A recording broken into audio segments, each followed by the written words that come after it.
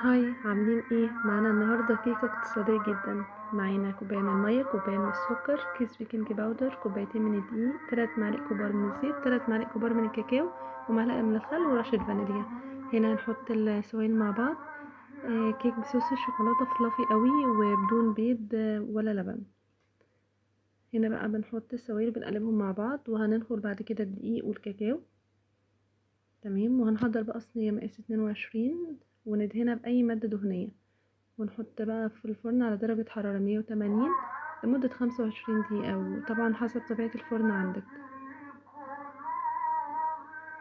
هي كيكة من 3 طبقات: الكيك وكريم شانتيه وصوص الشوكولاتة.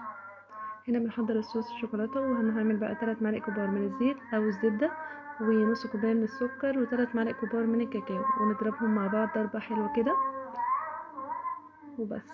وهنا بعمل الكريم شانتيه وطلعت الكيك وحطيت بقى الطبقتين، وده كده الشكل النهائي. وبالهنا، واشوفكم على خير، وما تنسوش اللايك والشير.